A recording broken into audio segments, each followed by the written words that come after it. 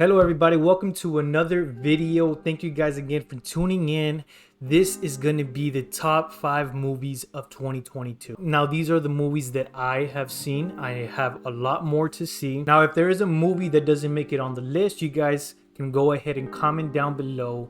Let me know your top 5 list, and also jump in the comments and recommend me a movie that I haven't watched. Now some of these movies that I'm going to list, I have some reactions up on the channel, so you can go ahead and check out the channel and see my reaction to these movies. So with all that being said, man, let's go ahead and just jump right into it. Now coming in at number 5, we have Prey.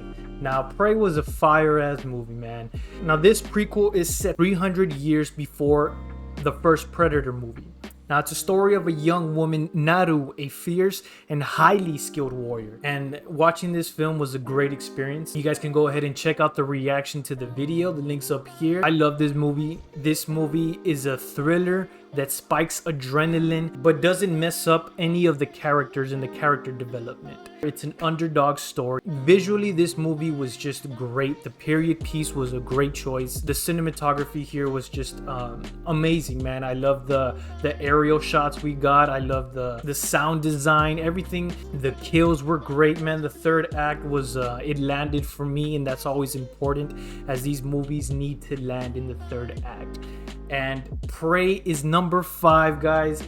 We had fun watching it. I had a great time. Fucking Predator was just vicious. You can feel this Predator strength, man, through the screen. Underdog story, triumph of a movie. Prey, number 5.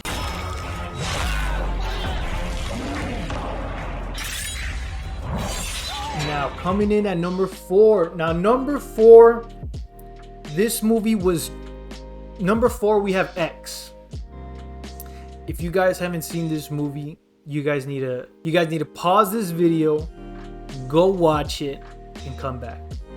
This movie is beyond me. This is a fresh spin on classic horror. It is a storyline that is very unique. It has a message within all the messiness. It is a story about feeling love, being loved, and the fear of life.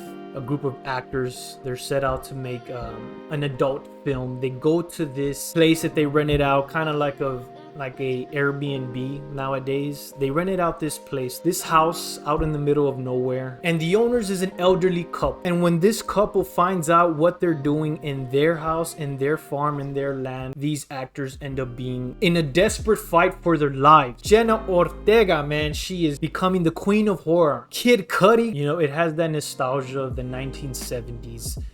It has that Texas Chainsaw Massacre aesthetic to it. It was a jaw-dropping experience, man. The kills were vicious. There was so much blood.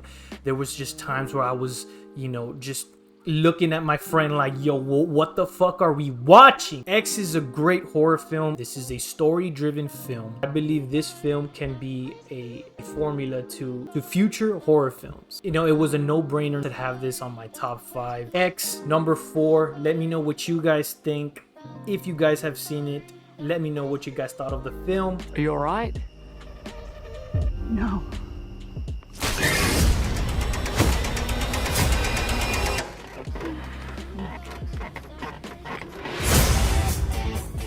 Now, number 3, we have the one and only Tom Cruise Maverick. Top Gun, baby.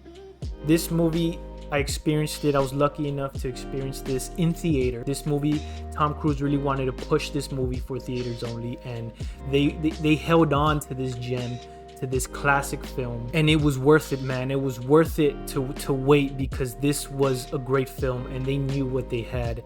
And to do a sequel to a classic film that's been more than 10 years. Top Gun Maverick delivers in every single category, in every single fucking thing there is to say about movies. Storyline, action, acting, nostalgia. This film is a great time. This movie has made records at the box office, and it is Tom Cruise's number 1 film ever.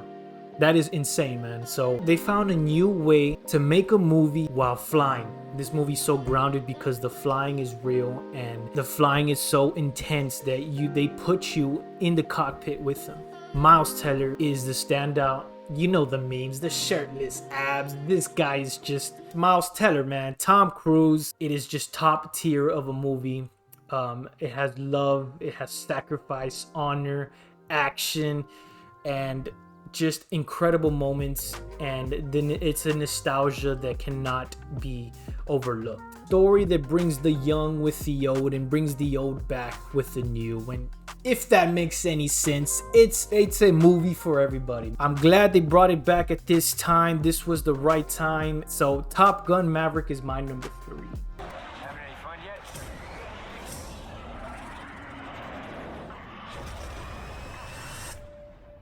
Number 2, we have The Batman.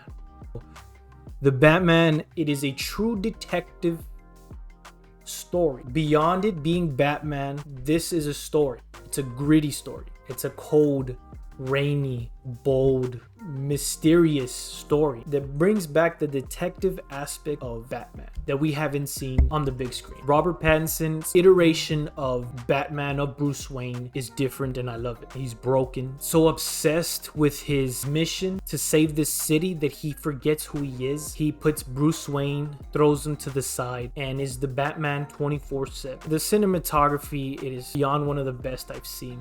Visually, the colors, the color tones. I'm a sucker for drama, for detective dramas, and trying to solve this piece, trying to solve a story with the main character. I'm obsessed with those type of movies and shows. Being Batman, being the Batman, one of my favorite superheroes. They did it in a way where I can finally say, damn, this is the Batman that I've read in the comics. This is the Batman that I've seen in the animated series. This is Gotham that I've seen. This is Gotham that I've seen in those comic panels. The red tone, the red theme, the music, the score. It is a 3-hour thrill that they take you on.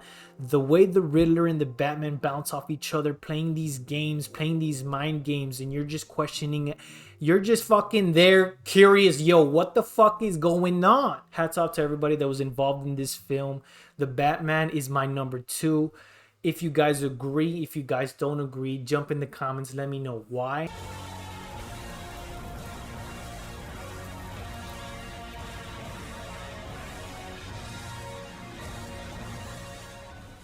Now, before we get to number 1, we're going to go ahead and do some honorable mentions. Now, honorable mentions. First honorable mention, we have Watcher. I went to go see this movie in theaters blind. Now, this movie is about a woman who moves in with her husband into a new town. There is a serial killer stalking the area. Now, they take us through a psychological experience as she starts to notice there's this guy watching her from the building across.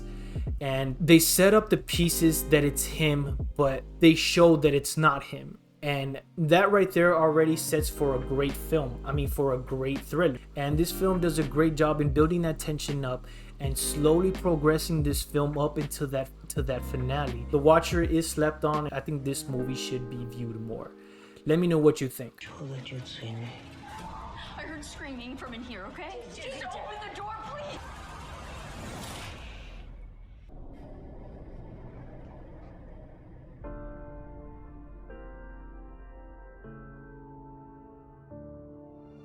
Another honorable mention, we got Orphan First Kill. I know you guys might be saying, hey, this guy's just listing fucking horror films. I know, but hey man, that's all I've seen. But Orphan First Kill, the prequel to Orphan. Now, this movie could have easily been bad, as the actor is a lot older, and I was just curious to see how they were gonna execute this. And one, they did that. They executed it where I was able to view her as a 10-year-old girl, a 12-year-old girl, whatever her age is in the movie.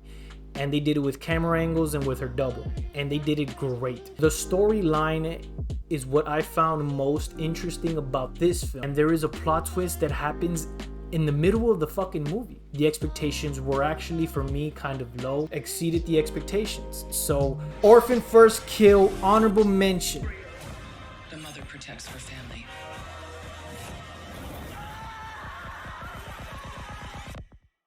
no matter what. Now, number one, for those of you that are subscribed to the channel, I think y'all know what my number one's gonna be. We reacted to it on the channel, and that is Everything Everywhere All at Once. Now, this movie is a multiverse of madness. That's the true movie. It is a movie that not only shows you what you're capable of, and I say you because us as a viewer watching this, is you start to question your own life. It makes you think about your own life and about the potential that you might have. In other universes, you're either the worst version or the best version of yourself. But then there's still this universe, man. This universe that we're at right now, what are we? This movie is top tier. The cinematography was great. The way they were able to, the effects that they used to time jump, to multiverse jump, and just the storyline in general. It's a story about love. It's a story about family. It's a story about being the best you. And they did this in a way where they made it fun. It was a fast-paced movie. They bring you in immediately. The action is great, man. It's just a non-stop thrill from beginning to end. There was not one moment that was slow. There was not one moment that was to question. This movie's fucking fire. All right, Everything Everywhere All at Once. The reactions in the channel, go check it out. And that is that, man. That is my top 5 movies of 2022 that I've seen. All right. So now if there's a movie that you guys have seen that wasn't listed on here, go ahead and comment down below. Maybe we can discuss about it, man. Talk about it. Hit that like button, man. Consider subscribing so you can be notified when I drop more content. Hope you guys have a great day. Thank you guys again. Jump in the comments. Let me know what you thought of my list and give me your list. And just like that, ladies and gentlemen, that's all she wrote. And I will see you guys in the next video.